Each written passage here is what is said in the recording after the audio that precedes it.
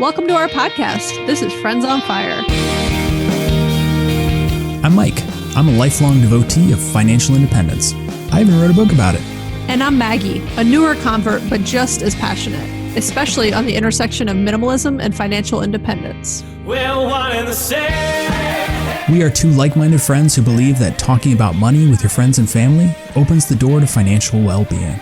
The Friends on Fire podcast is about dispelling myths, building financial acumen, and sharing your financial independence journey with the people you care about. This is Friends on Fire. Hey, Mike. Hey, Maggie. How's it going? Good. How are you? I'm good. I'm excited for today's topic. I say that on everyone. I don't think there's ever been a topic where I'm like, wah, wah. Let's just get through this. Even taxes. I mean, there's really not a topic I don't. But there's just certain topics that I'm like really excited. I just like, this is Friends on Fire. I like talking about money stuff. And so when I get jazzed about a certain topic, and sometimes you and I will talk about it a little bit in advance, and then I get like, this one we talked about, I pitched it to you a week. Actually, let me save this story for a minute, because let me tell you another story that's related. Okay.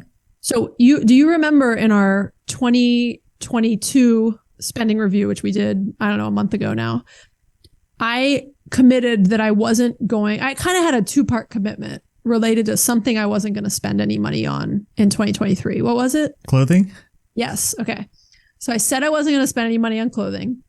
But my one caveat, do you remember what? I can spend what I earned selling clothing. Yeah.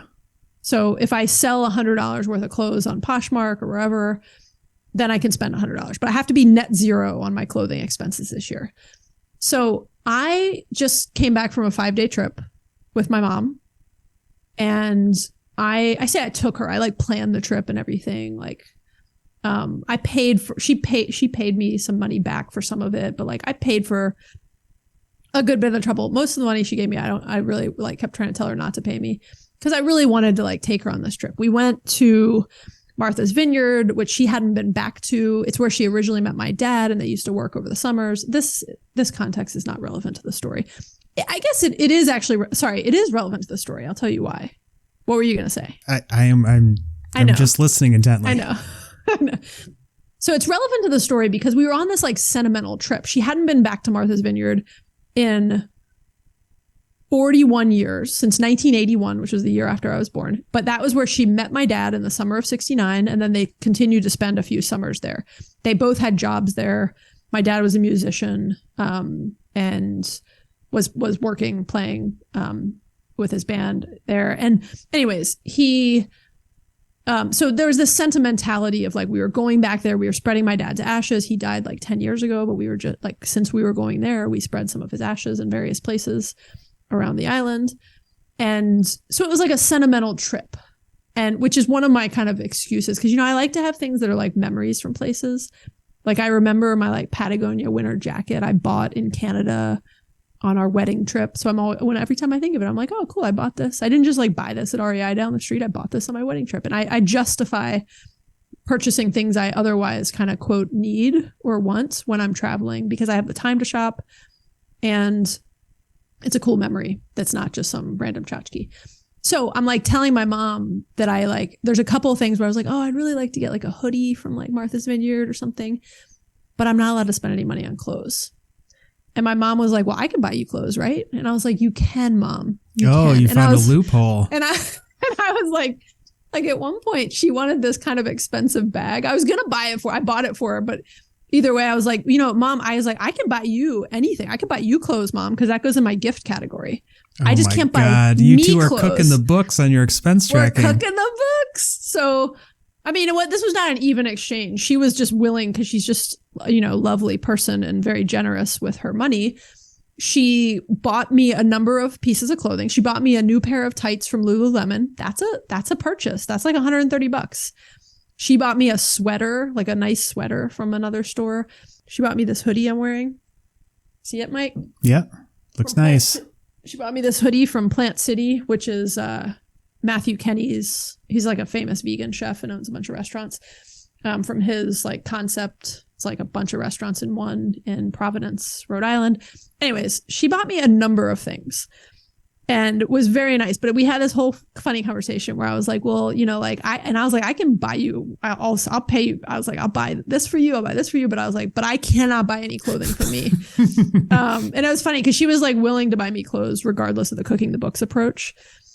She just like bought them for me out of the, you know, generous, out of what's the word? Generous nature of her heart. Why can't I? Generosity? Generosity? Yes, out of her own generosity. But I just thought it was funny because I was like, oh, yeah, I'm cooking the books. Well, thank you for admitting it to me. Yeah, you're welcome. So my gift expenses this year are going to be very high. Yeah, okay.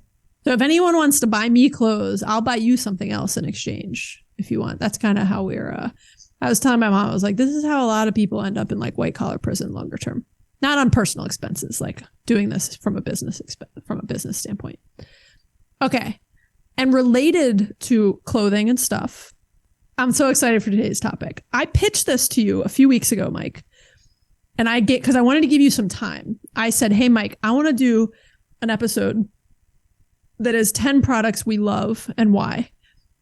And because, you know, we talk a lot about like minimalism and like you don't need a lot of stuff, but there are a lot of things that I've spent good money on that add significant value to my life.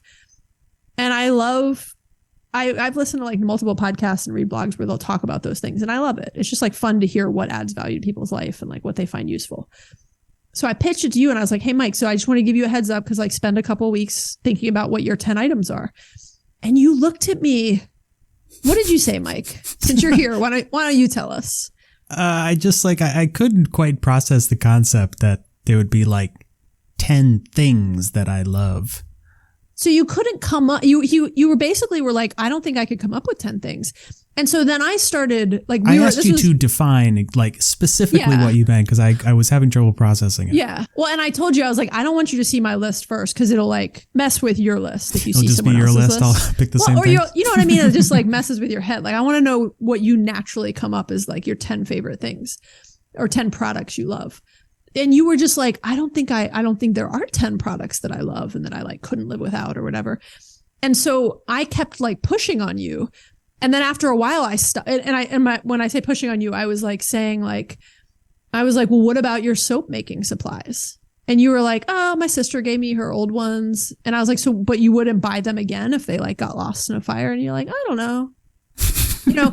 And so I was actually saying, I like stopped the conversation because we were on to record another podcast and we were just kind of having a sidebar. And I was like, Mike, I don't want to talk about this anymore with you because I was like, I want this to be the episode. I was like, I'm going to share my 10 things and then we're going to talk about why you can't come up with 10 things because that is fascinating to me. So the listeners are in for a real treat because we are picking up a off episode conversation now on record and you get to see how we really act with each other. Right. And you get to hear me try to recount a conversation and like tell you what Mike said while he's sitting here. And I'm like, what did you say, Mike? Okay. So there are no show notes. I have done no prep. This is going to be just off the cuff. Yeah. I have my 10 things listed.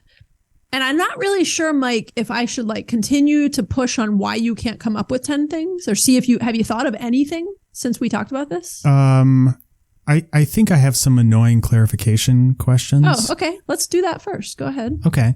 Be annoying. Do it. Get rolling. I could not think of anything that I bought that wasn't like a sentimental item that I quote unquote loved or couldn't live without. I couldn't even really think of things that I would buy the same of if I lost them or they got broken. I just don't think I think or feel about things in the same way that other people do because I think about money differently. So what I did come up with was there's a number of like practical items that I have where if I lost them, I would buy something that serves a similar purpose, but I might not buy the exact same thing. This is everything you said is just fascinating to me because like even when I think at some point I said 10 things I couldn't live without, like I could live without all of the things that I'm going to mention, but these are 10 things that I love and that add daily value to my life. And that if if my house caught on fire tomorrow, I would quickly rebuy these things as I restarted my new life. And actually another way to phrase it that I always loved is like, what would I take if I moved to a tiny house? Like, what are the things I would definitely take with me? You know, like I'd have to get rid of a lot of stuff, right? I live in a 3,200 square foot house now. If I moved into, 200 or 300 square feet, these are things that would definitely come with me. And so I just find it like, I actually agree and appreciate the spirit of like what you're saying of like, I don't need any of these things to be happy. These things add value to my life, but like, I'll be okay without them. If I couldn't afford them, if I, if something changed in the financial circumstances of my life, like I wouldn't have to rebuy them, but I do love them. Right. And they make my life more enjoyable. They are conveniences and inventions that I really appreciate. And I think that I just categorize these very specifically. So there are things that are super convenient for me, which I would want to have again. There are things that bring me enjoyment. And there are things that, perhaps just make me feel good that I like having around. But I don't think about it in broad strokes as like, I love these things, because I don't think I love any things. I love sentimental things that I have in my life, but nothing that I bought. Like, honestly, I can't think of anything that I've bought where I'm like, I have an emotional attachment to it. That is fascinating and I think impressive. It's kind of concerning, but also impressive. A little bit, which is why I use the word fascinating. So another example, like when I threw that soap making one back at you, like I'm kind of like stumped. Like I want to find the thing. I think there might be something, like you say there's no things. And then when you first told me that, I like kept naming things and I was like, well, what about this? Like, I would think you love this. What about this? And then every one you were like, nope, I'm good if it goes away, like the soap making. And then I asked you, I was like, what about you get a bunch of like free Michigan lacrosse stuff because you do that video. You go back and like volunteer for the team and make some really cool documentaries that you do for the Michigan lacrosse team. And they give you a good bit of like nice swag, right? Like sweatshirts and dry fit shirts. Yeah, you're wearing them right now. And I was like, what if like you didn't get all those for free? Wouldn't you still buy some like Michigan swag? And you were like, nope, it'd be good. I wouldn't buy any Michigan stuff. Yeah. You know what's funny? Everybody thinks I'm like this huge Michigan fan. And whenever I wear this stuff out, everybody wants to talk to me about Michigan football and all kinds of stuff going on with Michigan. And I really don't like, I'm not into it that much. I just get the clothes for free and they're nicer than the stuff I buy for myself. So I wear it all the time. Wasn't I with you somewhere where someone like yelled Michigan at you and you were kind of like, what? Like, it was like in the summer of 2020 and we were in Asheville together. Do you remember? And some guy wanted to come over and like shake my hand or give me a fist bump. And he was like, and I had to like, I was like, dude, stay away. It was also COVID. Yeah, that's right. COVID. It was right in like the heart of the pandemic. And he was like a drunk Michigan fan. I don't know if he was drunk. Where he was just real excited to see another Michigan fan. Yeah. And you were kind of like, I don't know who you are. Don't touch me. Aside from COVID, I think you were like, yeah, I'm just not that excited. Yeah, I don't want people to come up to me anyway. You got to be careful wearing like collegiate gear because everybody, you're right, thinks that you're like a massive fan. That's right. So, okay, I'm going to go through my list, Mike. Okay. And I'm going to see if my list prompts any ideas for you. Okay, let's do it. Or if you're still as stuck on like, which no shame. If you're still like, no, I'm good. These are in no particular order. And look, I spent like an hour one day coming up with this list. I'm sure I would think of some other things that are more important to me. And look, my kids aren't on this list. This is products that I love, okay? And that add value to my life and that I've spent some of these no money and some of these some amount of like a reasonable amount of money on. Okay, number one is my Bose noise canceling headphones. I love them. I wrote an article once on my blog, Mike, about how they make me a better parent. They're just amazing. I can listen to stuff while I'm vacuuming. I can drown out the noise of my kids doing like 8 other things in our kind of main family room while I like listen to a book while I'm washing dishes. And you can do this with other things too, but they really like, I use them when I meditate. I use them on airplanes. When I'm just sitting and working, they kind of like dull out the noise. Like they just create this like quiet cocoon. Even half the time I have them on, I'm not listening to anything. Sometimes I am, but a lot of times I'm not. Like when I'm meditating, when I'm sitting at my desk working, I would wear them in my office at work because I found noises and stuff like super distracting around me. Like even just like quiet chit chat out in the hallway, super distracting. So I would just like sit in my office and wear them. Like I love them. If they got damaged or lost, I would immediately buy a new pair. Do you want me to respond to each of these? Yeah, go for it. Okay. Yeah. I have a pair of AirPod Pros that a friend gave to me as a gift. And it's a nice friend. Yes. And by the way, for those that aren't familiar, AirPod Pros they're earbuds, but they're they have noise canceling that's pretty solid. Yeah. Like not as much as the Bose ones that are over ear And ones. they have like spatial sound that's really cool. They're good products. I enjoy using them. I think they're very technologically impressive. If I lost them, I would evaluate what options are out there and maybe buy the same pair.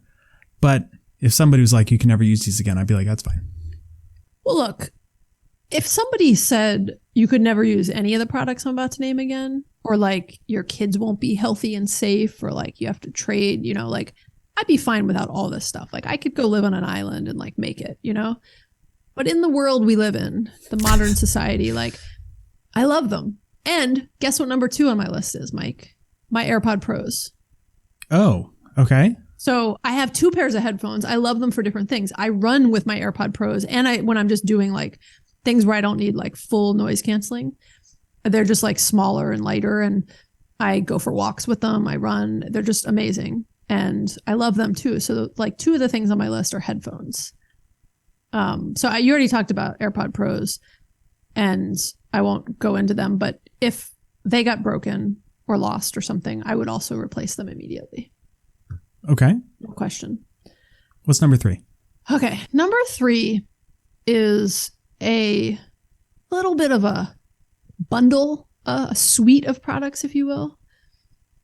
But my Apple suite, which I really could have put the AirPod Pros in here now that I think about it, but like my phone and my laptop, my Apple, like I like having a nice phone and a nice laptop. I have a MacBook Pro. Before that, when I was at work, I always had a MacBook of some sort, not a Pro. But when I retired, I bought myself a retirement. I bought myself a lot of retirement gifts, but I bought myself a MacBook Pro. It was the first time I had to buy myself a laptop in like 10 years. And I love Macs. I love this Pro in particular. It's like much more powerful than the Macs I had at work. And it's just fast. It's reliable. I love it. And it makes me happy. And I feel the same way about my phone, which is I also bought new when I left work. And I think it's a 13, but whatever the number is, I like having a modern phone. I love the wide angle lens on my camera.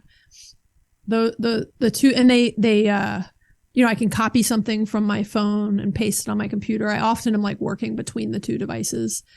And they're like in sync and harmony, and they're like me, my phone, and my computer. Like we're a solid team, I would agree to an extent. Like I'm a PC user, not a Mac user, but I built this PC, and if this one broke, I would just build a new PC, and it could be with whatever components. So it's not like I have any like emotional attachments to how it's like made. Like a brand attachment, right? But I would definitely need a PC. It is something I use all of the time. Yeah. Also, I would really, as far as brand loyalty, I've used Android phones before, and I just do not like them. I would get a new iPhone. I have an iPhone 11.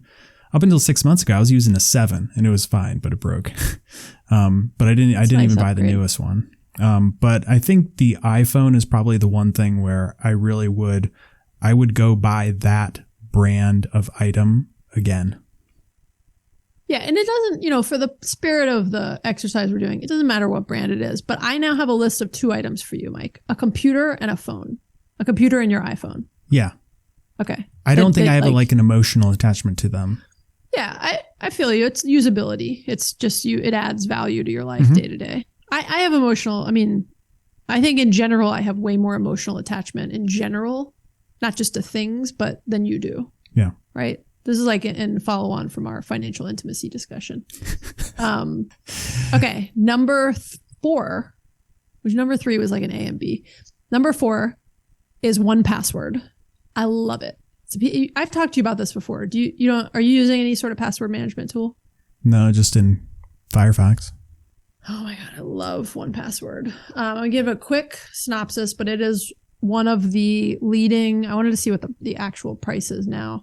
So we pay for the family version of 1Password. It is a password management tool. It has a Chrome attachment. You can actually do family members. So Greg and I each have our own individual vaults. It holds all of our passwords. It helps you. You can keep private notes in it. Which might be like your kid's social security numbers or like your kid's passport numbers, things that you frequently need to like look up and access. It's highly secure. I'm not going to get into like all of the like encryption methods they use and even how you have to access your own data. But you essentially remember 1Password, which is hence the name 1Password. And then that gets you access to all your other passwords. But it has to be like installed with a private key on your computer. They've got a Chrome plugin. I think there's a Safari plugin. I just prefer Chrome. And it's amazing. Like anytime I need to log into a site, it automatically, when I'm in Chrome and I like type in a new password or start a new account, it automatically saves that in 1Password. So when you go to these like obscure sites and you have to create a password and you're like, you might make something up and you're never going to remember it again. It remembers it for you and it saves it. Similar to how the browsers do now, but when you clear your browser, there's a bunch of things where you can like lose that information and it's not as secure being held by your browser, but it's an amazing tool. So I'm not going to go into too much detail on it.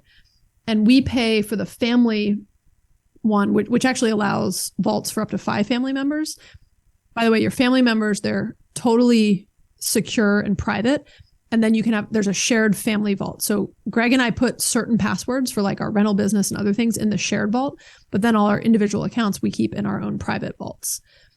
And it also has a feature, I can't remember exactly what it's called, but it basically allows you to note a beneficiary, and similar to like some policy or something, but basically Greg and I can list each other as beneficiaries. And so if we ever have an issue, if one of us passes away or becomes, in the hospital or like where we're not able to access things, I can contact them. And with my credentials, it will allow me to access Greg's stuff, which is really important if something happens to someone in your family do you know all of Britta's passwords to everything? I am confused about where this episode is going. Are you pitching me on these products that you No, love? I'm not pitching you. I'm just telling you why I love them. It's the products I love and why. Okay. Gotta name this. Okay. All right. It serves a very practical purpose in your life. So it's super practical. Get it. Most of my things are pretty practical. Okay. I subscribe to Dropbox, which I've used for a number of years. And there's always some 50% discount with Amex or some other partner. So I pay about $50 to $60 a year. I use it on my phone and Britta's phone, and I have a way of uploading photos and scanning receipts. Super practical. Really like the way it works. I renew it every year. So I think this is probably something similar where, I don't have an emotional attachment to it, but I love it in the same way that you love 1Password. If it went up to like $300, I would just go find some alternative solution for it. I'm not that attached to it, but for the price, it has great value and purpose in my life. Okay, so we have 3 things now. We're making progress, Mike. A cloud storage solution. Yeah. And by the way, I love Google Drive. It didn't make my top list, but it really should. So I'm not gonna be able to keep my list to 10. You know that. By the way, 1Password, the annual family plan is $60, or you can pay monthly, and there's cheaper individual plans. But I find it to be a very reasonable investment in my security and privacy and just ease of like if something ever happened to us and just being able to get into all of our accounts. Okay. Number 5, my cast iron pan by Lodge. Lodge makes like I have a couple Lodge cast iron pieces.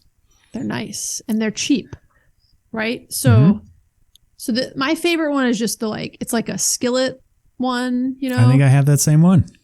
Yeah, it costs, I don't know, like $20 or something.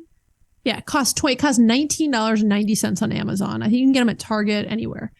It's amazing. You take care of them well. It works better than some much more expensive bougie pans. Speaking of that, I once fell for an Instagram ad that targeted me for a long time a few years ago. And it was for a pan called the Always Pan. It was by a company called Our Place. They come in like pretty colors. It's like our 8-in-1 toxin-free ceramic nonstick pan designed to do it all. It's just a pan and a lid. It's a pan and a lid. I am embarrassed to tell you what it cost, Mike. It was like $300, right? Not that much. $145. Maybe it was like $150 at the time. But online, they're $145 right now. And they come in a few pretty colors. For those who care, I chose the blue. It's a piece of shit.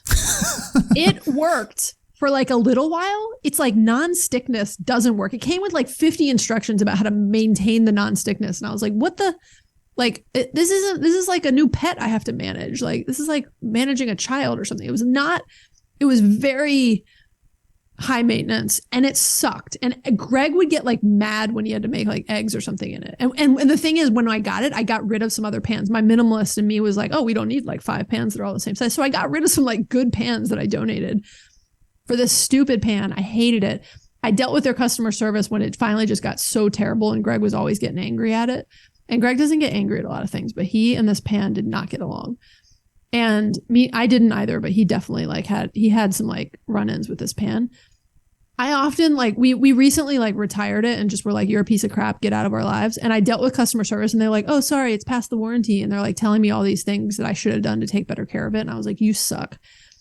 And my 1990, my $20 cast iron pan is better. And I just need that reminder sometimes of like these fancy things that I get targeted for on Instagram. Like they are not better than the classics, you know? Yeah. Okay. Would you put a cast iron pan on your list? No, even we talked about this a couple episodes ago, the Le Creuset, you know, cast you got iron your replacement. ceramic. I saw it. You sent me. Yeah. If I had to pay for one, I wouldn't buy it to replace it. You know, I got it for free, which was nice, but I'm not attached to any of the cookware, in any way, really. Yeah. Okay. Well, look, while we're on cookware, this was later on my list, but let me just cover all cookware at once. Okay. Also a dual category, my Instant Pot and air fryer. Love them. Greg was just talking about how much he loves them the other night. Like we make a ton of things in the Instant Pot, chili, soup, rice. It's so quick and easy. And the air fryer is amazing. Like we cook tofu in particular in it. And it is like better than any tofu I get in restaurants. I just love them. I'm going to leave it at that. If either one of them broke, I would immediately replace them. And I cook a lot of I don't use my oven as much anymore. We also got an air fryer. I think after your recommendation, wasn't expensive, works really well, saves us the energy and the hassle of heating up the whole oven. So yeah, I think this is one where it's like very practical. We use it all the time. I would get something similar if that broke, but wouldn't be attached to. I couldn't even tell you what brand we got. Yeah, I have no idea what brand either one of them is. Also, I just love them, and I would replace them with something if they broke. Okay, so we're at 4 on your list, Mike. Okay. Well, I'll recap your list for you at the end. Okay, next one, my library card. I love it. I listen to, 50 plus books a year on Libby. I check out books for my kids that they need for school and for other things. I check out books for myself, all sorts of just like, I've got some books on woodworking right now. I have some vegan cookbooks out from the library now. We check out puzzles sometimes. Like I use my library card for so many things and I get so much value from it. And it's free and I just love it. Do we have a number 5 for you, Mike? I mean, I guess I like the library too. It's like there's no friction, it's free, it's close by, it's easy to get stuff on the Libby app. But it doesn't cost any money, so. Well, let me ask you a question. If they were going to shut down public libraries in the city of Dunwoody, which is where you live, and there was like something you could do to volunteer to help to keep them open, would you put a little bit of time into that? Depends on how much donate time. A little bit of money? Depends on how much money. What if they were like, hey, if everybody chips in $50, we can hire a lawyer to fight this with the city and the libraries will remain open, but we need your $50, Michael Leary. If it was $50 and we could do it, then yes. Okay. What about, we're going to keep going up. What about $75? Okay. I was going to say number 8, but who knows what number I'm on. My weighted blanket. I can tell you right now, I have nothing like that. I know. I love it. I love it, but this goes in the category of something I love. We use it really during the winter, and we have like a love-hate relationship with it because it's like sleeping under a cocoon, and it's like someone giving you a warm hug while you sleep. Greg now loves it too. But then we also get angry at it because it's like heavy. You're trying to like move it or something and like kind of shift in the middle of the night. And it's like, I swear I've like thrown my pulled a muscle moving under it before because it's heavy and it's like awkward when you're like laying and trying to like move it or something. But I love it. But I might put it in the category of like, if it disappeared, I'm not sure I would like need to replace it right away. Okay. So we're now adjusting your list. Yeah. Well, it's still something I love. Okay, next one. I'm curious to know what you think of this. I think I know what your answer is going to be. My scanner. I love my scanner. We did a whole episode on this. No, I think we're gonna diverge on this. The scanner served a great purpose for me when I digitized all of my print records of stuff a few years ago, inspired by you and Evernote. And we discussed it in episode 117, the ultimate paper-free way to control your financial life. Now that I've done it, though, I would not need it again. And I use it very rarely now because I scan stuff from my phone, which has the optical character recognition. So wouldn't need the scanner anymore. That's what I was going to say is I knew you were going to say that you could do it with your phone. Because you're right. If you're scanning things in bulk, it's super helpful. But when you're just doing like a few pieces of mail or like the tax documents that came in or something like that, yes, there's now such good quality cameras and optical, what is it? Optical OR? Optical character recognition? Yes, OCR. You could do it on your phone now. And so again, we have a pretty expensive scanner that we've had for a long time. And I guess if it broke, I might actually just say like, oh, could we get by with our phones? But I still love it. I enjoy it. I use it every couple days. It's easy to use. Okay. That's a good. I'm working my way towards. Okay, my last one's a big one. Okay. We're gonna do an episode on this soon too. Oh man. The Tessie. I love her. The Tesla. I have never loved a car before. Like I like the modern conveniences that certain cars offer. I've never been like a car person. I've never like worried about like, I don't know how fast the car goes or like what it has under the hood or whatever people say. It's just a joy to drive. Like it is fun to drive. I like driving places now. I just don't know how to describe it other than it's fun and I love driving it. Now, if it got taken away, if I had any sort of financial struggles or anything else, I could be totally fine without it. I was in some car recently that was like an older, I don't know what it was, but I was like, I could totally, like if I couldn't afford this, like I easily just need a car to get from, I could drive your, your Ford Explorer? It doesn't have a name, does it? It should have a name. Old man. Bluey. Let's call him Old Bluey. Old needs to be in the word. Old Bluey. Remind people how old Bluey is. 2003. 2003. That's old. But drives like a 19th century stagecoach. Is that a good thing? No, it's not. Okay. But my point is I could drive Old Bluey if I needed to, and it would get me from, sometimes it would get me from point A to point B. But I still I love it. Like I'm having a little love affair with her. Like she's fun to drive. I don't like driving the Subaru anymore. I only like to drive, the Tesla is technically Greg's car, but I'm constantly like driving it. It's fun to drive. I'm ending on a bang on that one. All right. As this list, I feel like this list has just created anxiety in you. Yeah, especially the car one. Don't worry about the car one. We're going to do an episode soon on the finances of a car.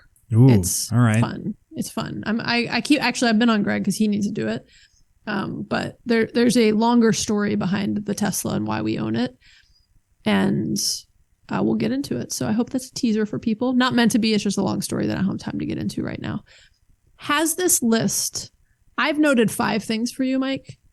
Computer, iPhone, a cloud storage solution, a la Dropbox, an air fryer, and your library card, which you're willing to donate about $50 to save. Is there anything else where you're like, these things really add value to my life? And like, Your tool. What about your tool? Oh, when I told Greg about this, he was like, what about all his tools? I know he loves to do like DIY work. What about your tools? What if you lost all your tools? Would you rebuy some basic tools? Yeah, but I wouldn't buy the exact same ones. Wouldn't buy the same brands. That's fine. Might not be the same purpose of them. I would buy some of them. But there's also ones that I have that I don't need anymore, you know? But you value your power tools. Yeah. But I also, you know, value my refrigerator and my microwave. You know, there's a lot of things that I have that I've spent money on that I would kind of need in my life in order just to live. But I still don't have any products that, you know, the way you framed this up to me was like products that you love. I honestly I cannot think of one thing that I love that I have any sort of emotional attachment to. That's really what we're talking about. That's what we're talking about. There are some very practical things that serve a great purpose in my life. I don't love any of them. Do you think Britta has things that she has an emotional attachment to? Like certain things? Like I know there's some sort of coffee she likes. I know it's like a treat over the holidays, but like anything that's... I think, well, like on the coffee example, it's more of just like a annual tradition and a sign of my affection that I get it for her. I'm not sure she likes the flavor of it, but you know, if she were to never have it again, she'd be fine. That is a good question. I'm going to go ask her after we're done with this episode and let you know. Okay. We'll do a follow up on that. My guess is probably not though. I feel like based on what I know of Britta, I think she would have a similar response to you. Mm-hmm. This is why I wanted to do this discussion, even though when we first talked, you were like, you didn't get not that you didn't get the concept. You were like, I don't think I could come up with 10 things. And I was like pushing and be like, well, what about this? And what about this?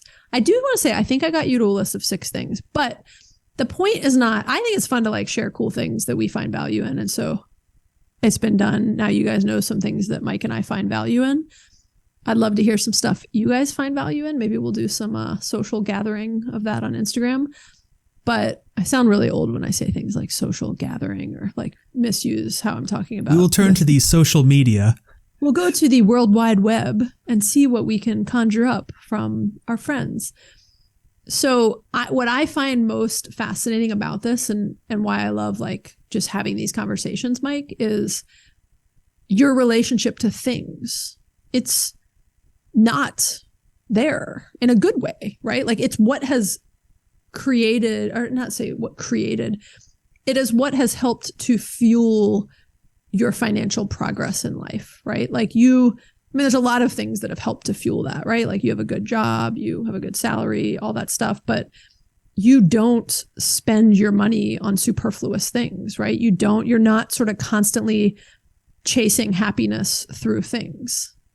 I think you're exactly right. I don't get that's a compliment, by the way. Well, thank you. Thank you. I appreciate that. Observation and compliment. I don't make a lot of emotional money-based decisions. It's just not emotional to me. Yeah. And it's funny. I am I can totally relate to it and respect and appreciate how you think about this stuff. But I'm different in the sense of I have no it doesn't bother me because I can afford it. It doesn't bother me to spend money on things like this that I value. Like all of these things I value and add value to my life every single day. And so I'm okay spending money on them. Obviously, the Tesla is an extreme example. It's much more expensive. By the way, I feel like I quoted in our episode with annual expenses, I quoted did I say it was in the 50s? Yeah. I think I said it was in the high. I meant 40s, by the way. I don't know why I said 50s. I realized that after the fact and I was like, it's too much work to go back and change episodes. It's in the high 40s, not 50s. But anyways, so that's kind of an extreme example, but I value these things and I know that if I couldn't afford them and or just couldn't have them or had to make trade-offs in my life, I would still be happy. I know that my happiness is not impacted by them. And I often remind myself of that because it is what helps me to have a more minimalist approach about things. But I also enjoy them and do get value from them, so I'm willing to spend on them. And it's both of those things can be true, right? I like them, I have them, I enjoy them. if they were ripped away from me tomorrow and one of my kids was really sick and I had to sell everything I owned to pay for some life-saving surgery, which is out of some like movie or something, I'd do it in a heartbeat. No big deal. I would find happiness in other things, you know, but I also enjoy them. Yeah, I think that's very reasonable. But I just think there's no like wrap up to this episode, guys. I don't know that there's no top three takeaways. There's no top 3 takeaways. We could probably rattle some off, but Mike likes his iPhone. Takeaway 1. Mike's indifferent to which cloud storage solution he uses. I just think I love having these conversations because I just think it's interesting to dive into how we think about stuff and money and what makes us happy and what we truly need to be happy. And just as a reminder, we don't need any of this stuff to be happy, but we can also have some conveniences in our life, like an air fryer, which might be on our Venn diagram of, you know, overlapping concentric circles. We've got some library cards and some air fryers in there. Yeah. And an iPhone. And AirPods. Yeah. Oh, and AirPods, right. But they said you're not going to replace the AirPods is the problem. You're going to get a new air fryer, but you said you wouldn't necessarily like shell out for AirPod Pros. Yeah, I would think about it long and hard. Yeah. Okay. We've probably done enough on this subject. I appreciate you humoring me with trying hard to come up with some things. And you are welcome. Okay. Well, guys, thanks for listening.